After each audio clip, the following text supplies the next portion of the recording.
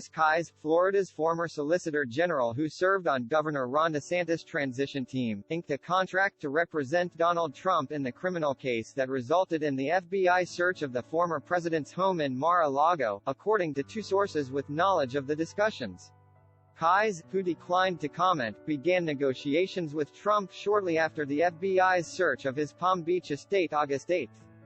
Numerous other criminal defense attorneys have said they couldn't represent the former president in the Southern District of Florida, citing the all-consuming job of representing Trump or his reputation as a penny-pinching problematic client with a history of having rival advisors who backstab one another, according to 5 people with knowledge of the legal effort.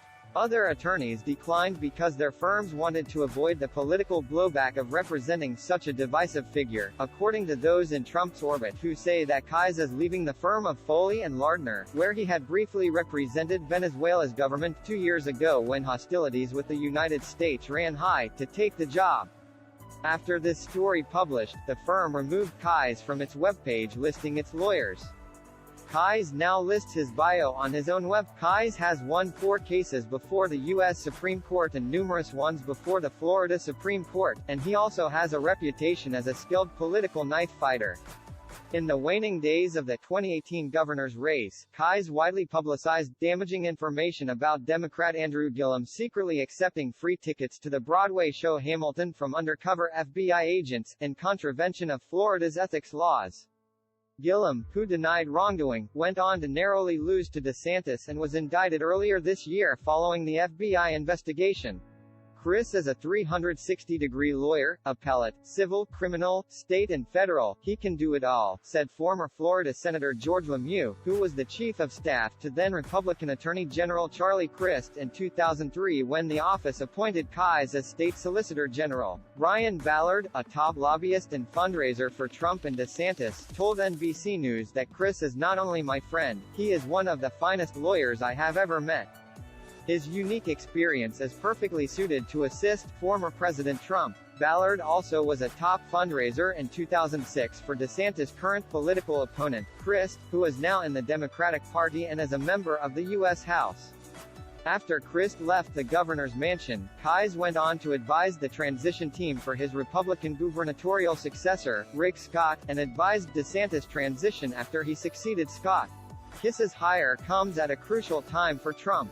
His legal representation has been widely derided in recent weeks for suggesting baseless conspiracy theories that the FBI planted evidence during the search to the late and unconventional way it drafted a legal filing for a special master to review some documents that were seized in the search. But despite the mockery, a Trump-appointed federal judge agreed to hear the special master issue Thursday, when Kise is expected to appear in West Palm Beach federal court for the first time as Trump's attorney.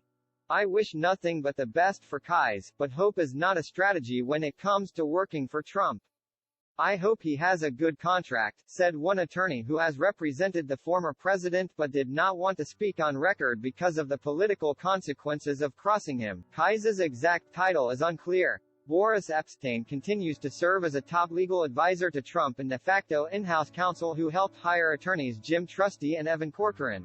Over the course of a year, the case that began as a records dispute with the National Archives metastasized into a full-blown criminal investigation that led to the FBI's unprecedented search and seizure of numerous classified documents and secret records.